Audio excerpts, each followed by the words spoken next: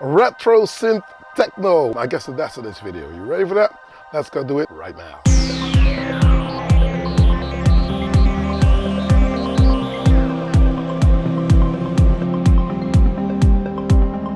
Hey yo, what's up? I'm Hello Kitchen and thank you for checking out yet another video. Now if this is your first time here, do not hesitate to click subscribe, hit that notification bell. Whenever I upload a new video, you'll be kept in the loop and you'll not miss out on anything. Stick around till the end of this video.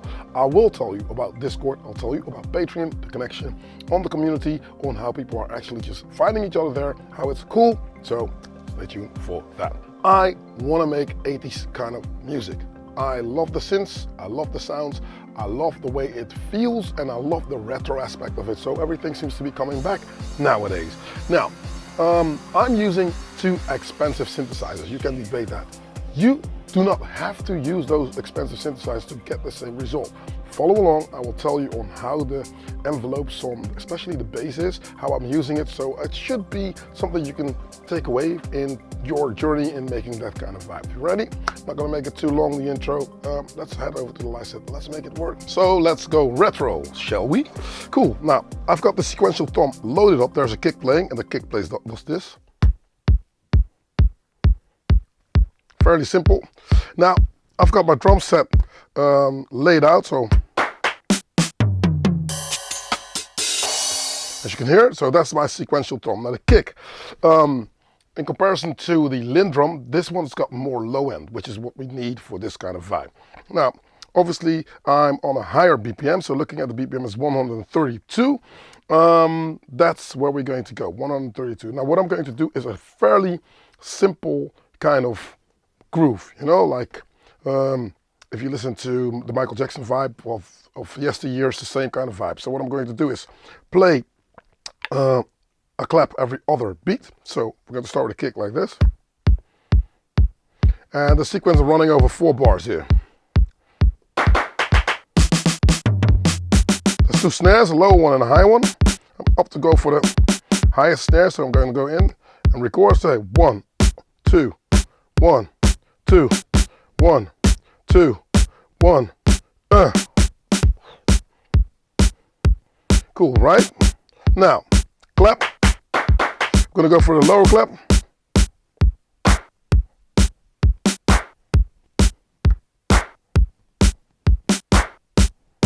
There's a 1 snare on the 1, so I'm going to go in and take out that snare that's playing on the first measure that's gone out.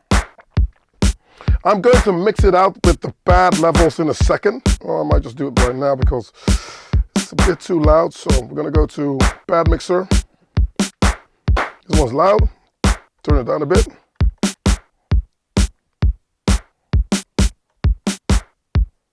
So snare minus 3 dBs. Going to up my kick a little bit. Well, let's not do it because it's going to overdrive fast. Okay, now the hats.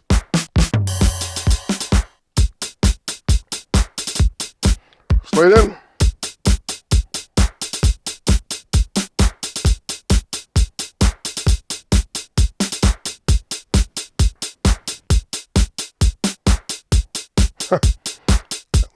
Okay, so I have to check the note repeat is on 8. It needs to be on 16. So put it on 16, otherwise it's not going to play the double notes. Let's try it again.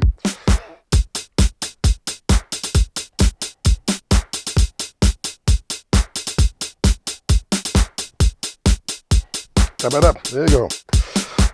I'm always coming out of record because if I misplace something and I'm going to say undo, it's going to just take everything out in this one take. So every time you record something in, you might want to just like hit the overdub so that you know that it's embedded here. Alright, it's a bit on the loud side, menu, pad mixer, hit that hi-hat, lower it a little bit. So I'm not even looking at the spreading out of coming out of different outputs as of yet. The only thing I'm doing right now is making sure that the drums sit where they sit, right? Now, what do you need for this 80s kind of vibe? Obviously, there's so many different synthesizers you could use. I opted to go for the OB6 because in my mind, 80s pads, the Oberheim sound, the Prophet sound, pretty much the sequential sound just comes to mind, right? Now let's see what we can do with the OB6 because I've got my drum tracks laid out. So when we play the drums,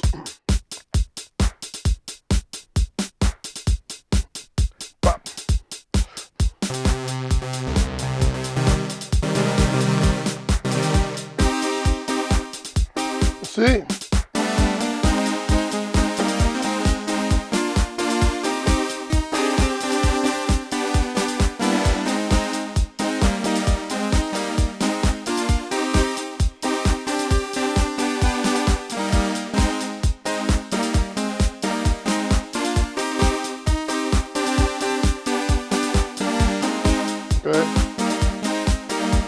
Let's record it, see what happens. 1, 2, 3, go.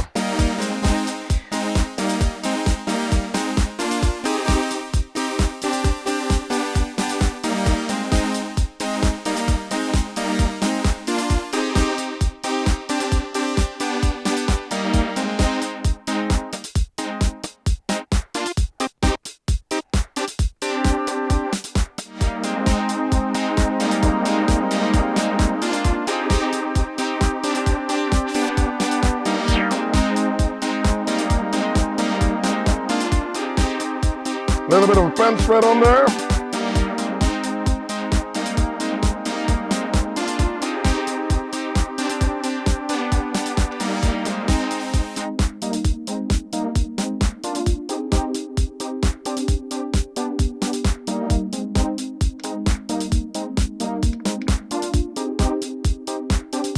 There's some dirty notes in there that we need to take out. Let's check what's happening. There you go. Culprits over here.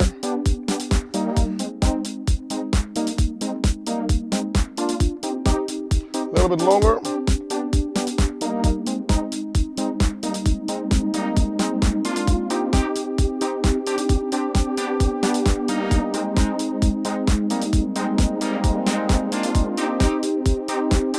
Nice one. Now I'm thinking bass line. What can I do? I can go a little bit deeper, maybe. Lower this a little bit because it's loud as hell. Okay, so let's go for the subsequent, right?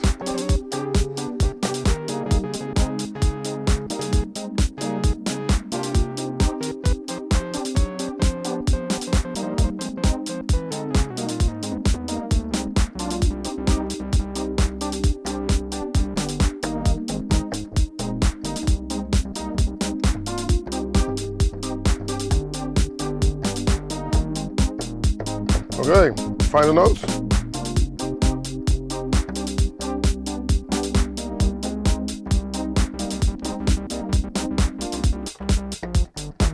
Let's look for a sound first. Let's save this first also. Menu, save, project. Cool, now this is save.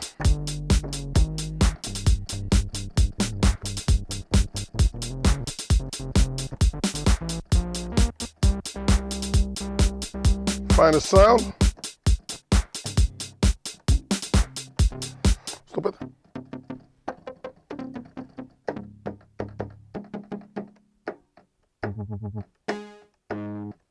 Ooh, this is a nice 80s sound.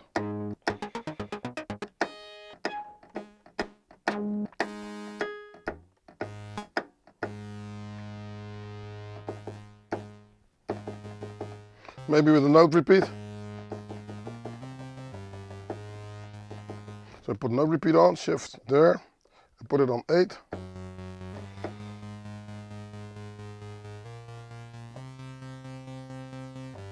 So I don't have to start and play it all the time. Play it.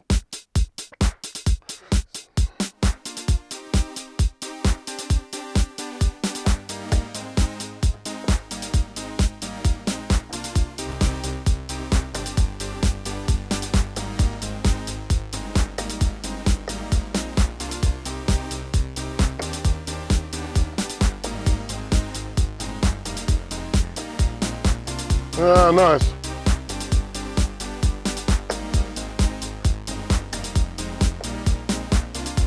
I'm gonna record this in. 3.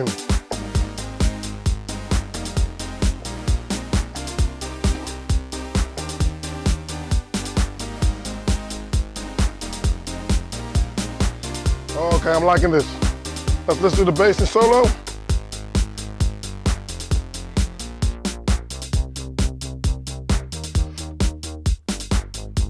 We're missing a note somewhere. Let's go in. Stop, play from start. I'm gonna save it in a second Every time when I stop and start, it's going to reset the preset. But let's go in and find notes. There, we're missing this one. So, say, copy. We're gonna go out, shift, notch it. There you go. Cool. Strings.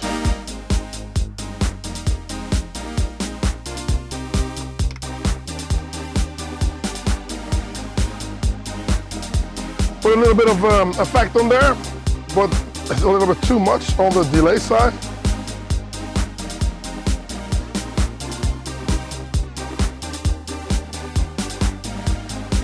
I think I might even go for a hall over here.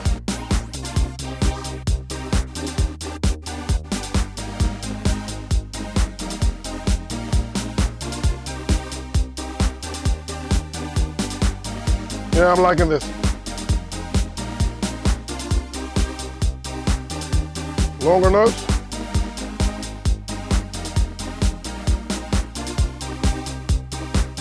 Write it.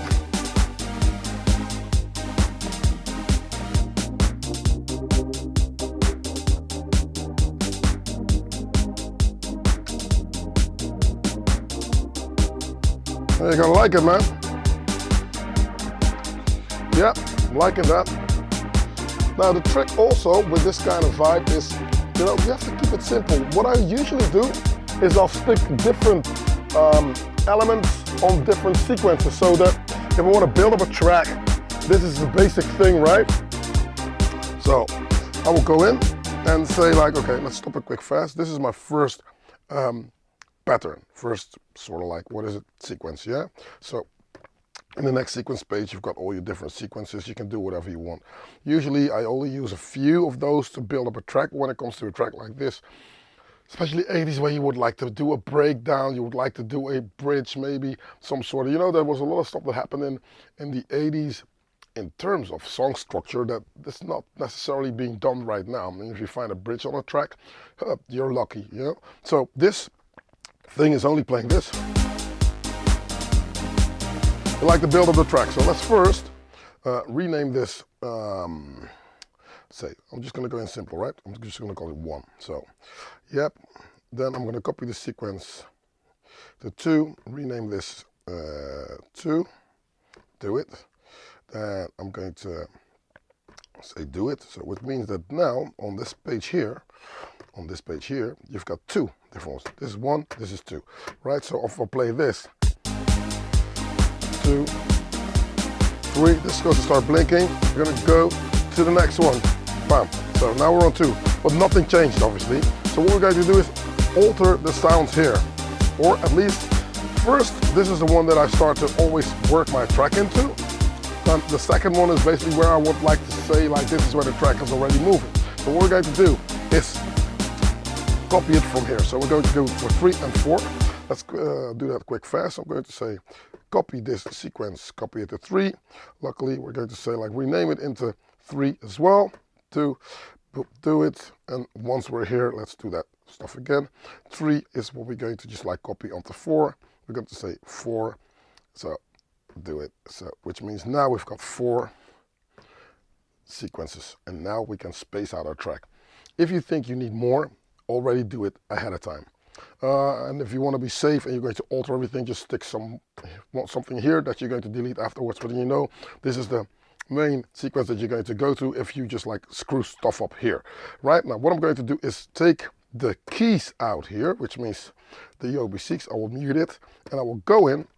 I will love about the MPC. So I'll go into the sub 37 and I'll look at what's going to happen. You see my whole bass line is doing a lot of dancing up and down, but what we would need is the first sort of like measure. We only need, right? So I'm not going to just like delete everything and edit everything. I'm just going to go to the sequence length and stick it on 2 beats.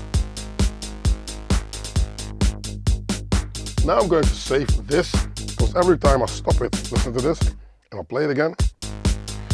Way open again, so I don't want to do that all the time, so I'm going to save it. Say save, hit save, boom, it's saved now. So whenever I stop it and play it, that's my sound right now, right? Okay, so we got it. Play it from the start. Same goes for the drums. I've got my drums right here, so what I'm going to do is go in to the pad mute, or let's not do that one. I'm on a MIDI page, so I'm going to the drum tracks. Now your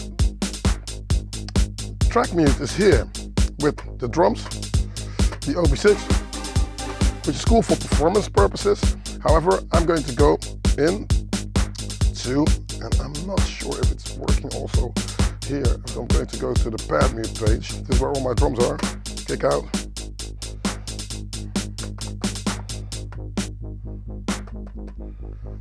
I'm not so sure that if I'm going to go to a different sequence now, if it's going to remember this. Let's see what happens if I'm going to go here, because I think it's going to just like remain muted. 2, 3, 4. Yeah, that's what I thought. Okay, so usually to overcome that is to stick different tracks, different things on different tracks, which means like track 2 is the snare, track 3 is the clap. I was lazy, so I stuck everything on this one track here. What you would like to do is get something like this and stick it next to it and just map the drums out. So for performance purposes, you can do it. We're not going to do that today. I will do it in a future video, but then you understand how you can easily manipulate that stuff on the fly. Because now it is basically menu diving, and that's not what we want. Going back to the first 2, 3, 4. See? Okay, menu, we're gonna go in. Gonna go to our pad mute. Bam. Kick out, heads in.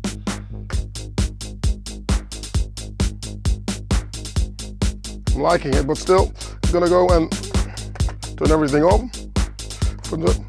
Mix it a little bit more, so I'm gonna go to the pad mixer here. That hat can go a little bit softer. If you want to hear a beat like this with a similar drum computer, check out Ava Max's new video clip at the moment. Absolutely amazing track is what I like. It's very 80s. It's a pop track. Obviously, you can debate whether that is underground, yes or no, but apart from the fact that she runs around braless, which is something that's not hard to see, it's also a track where I go like, okay, this drum computer, they make it sound very, very, very crazy. So I think it's saturated, it's gone through preamps and stuff. The Akai does not do it that way, so you can opt to go and stick your Akai through a pedal or something to just enhance the sound a little bit. But, you know, that's all more advanced stuff. What I will do though, is I'll go in, I'll go for the program edit, and I will go say I'm going to go to this pad, and then I'm going to go for the envelope, because I hear that that hat is doing a lot of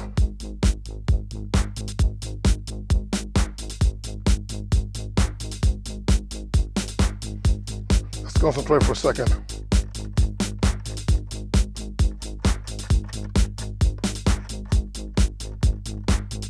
Whoa.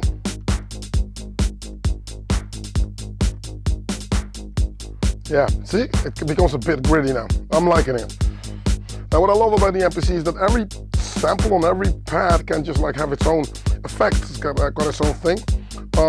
Not to make this video like 10 weeks long, I'm not going to go in there, but you can also just like go like, what would you like to do on your drums? You know, you can go in and say like, okay, this is where I went for this. Can go for the kick, which is here.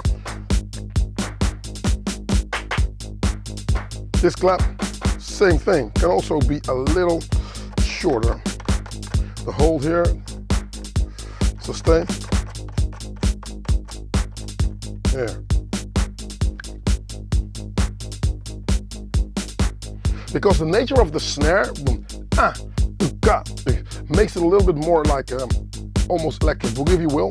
And the clap is so organic sounding, which is maybe an overstatement for a digital sound, but you know, understand what I mean?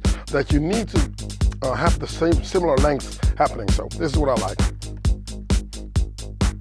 And now I can critically look at my bass sound, right? I'm going to save it here. Menu, save.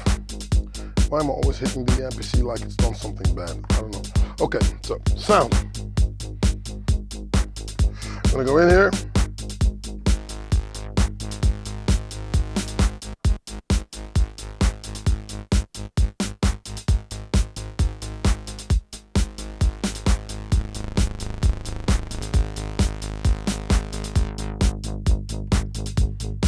Put a little bit of the sub oscillator in there, as you can hear.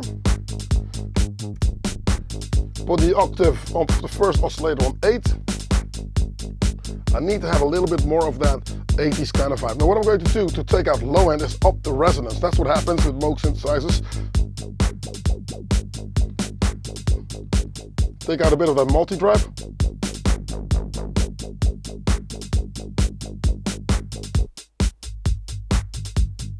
There you go. This is an important thing. The envelope generation amount. This is where you can really get like the timing of the sound correctly, because I don't know if you noticed it, but it was a bit on the lazy side at the attack. The envelope didn't match up with my drums, right? This is what I want. Bum, bum, bum, bum, bum, bum, bum. Heartbeat. Some bit of a pulsing sound.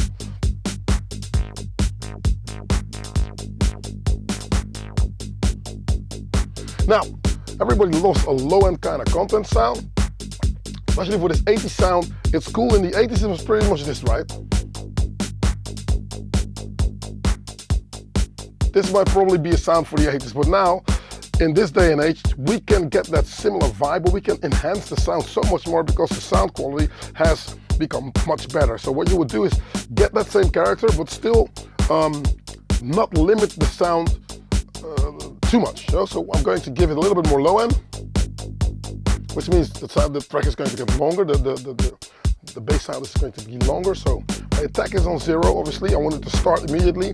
The decay is where I'm going to go. I feel about between 12 and 1 o'clock.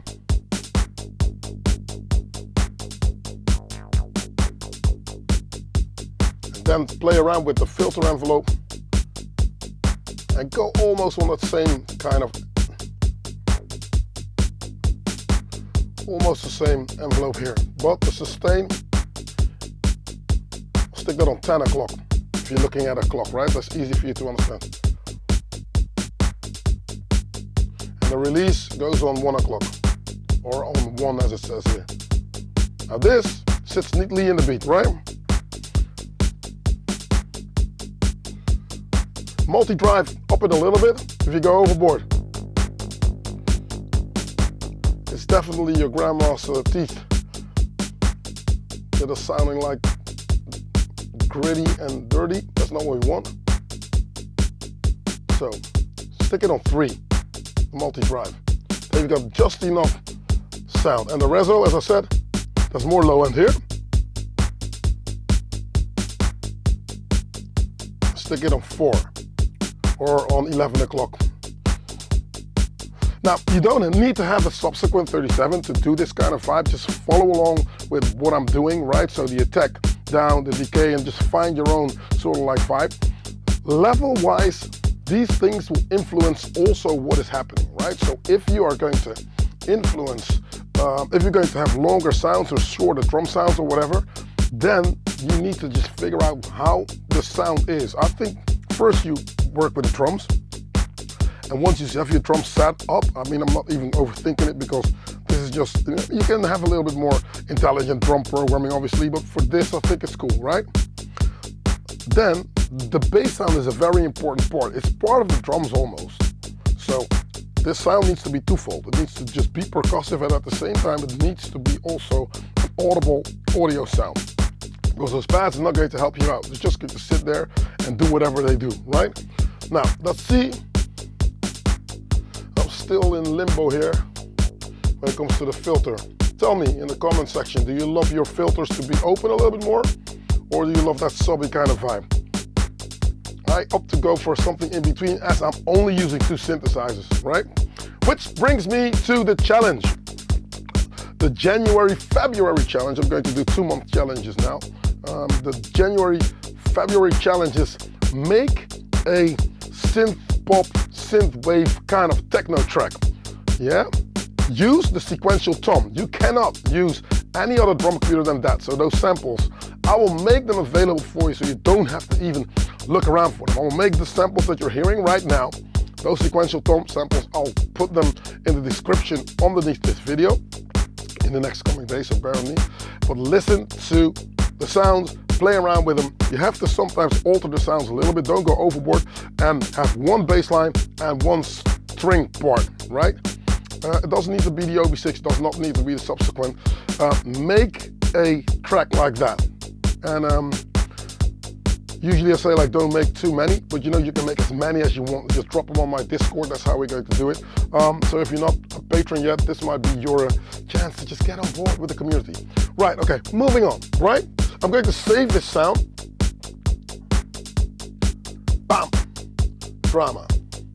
So, if you're wondering what this sound is, I did not make it myself. It's an Audio Tent back that I have bought and stuck on here. Audio Tent makes absolutely amazing samples because when I got this synth, I didn't really get into the architecture of it fast, and knowing me, I'm very impatient. I wanted to get some results fast, so it's a good ballpark of where to start. So now I understand the synth more. I know exactly what it is that I want from the sound, but the basics of where they steered the sound is absolutely amazing, right? It's a good start. It's a good place to start, and you can alter it like we just did. So resonance up, envelope generation up a little bit. You know, keyboard tracking, leave it off. You can use a little bit of noise if you would like to. Let's see what that does.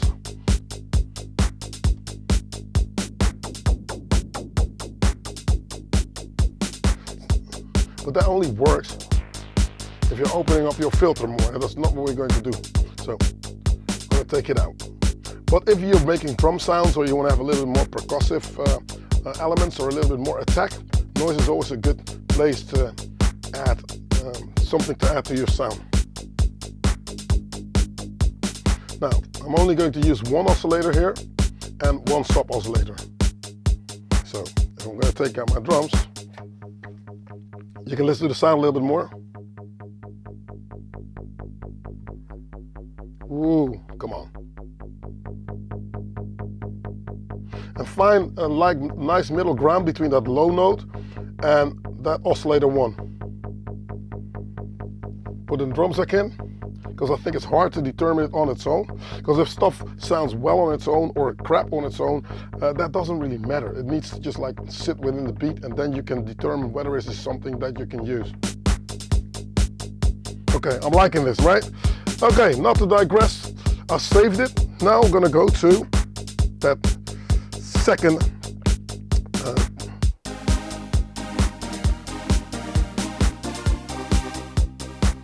you can hear it now.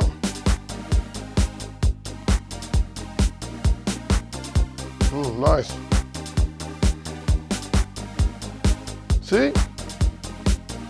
I'm liking this.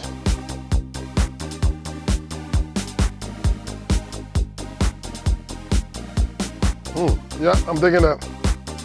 I'm digging this.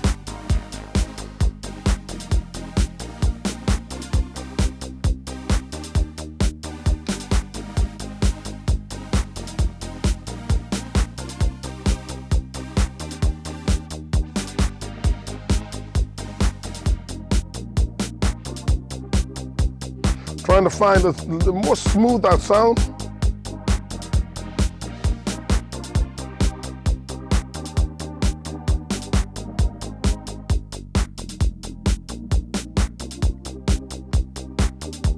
I'm loving the OB6 more and more, by the way.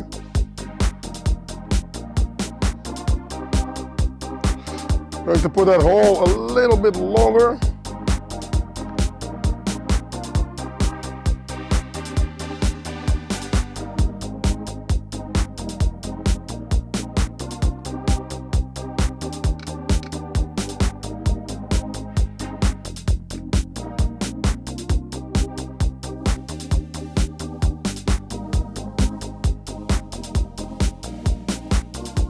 Yeah.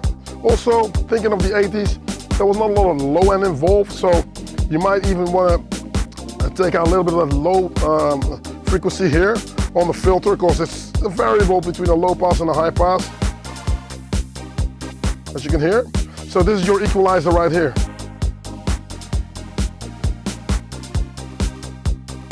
Everything breathes a little bit more, right? Now I would opt to just like record this into tracks into the computer or on tape or whatever and saturate it further and work it further, but this is a good ballpark figure to get something of a techno vibe going.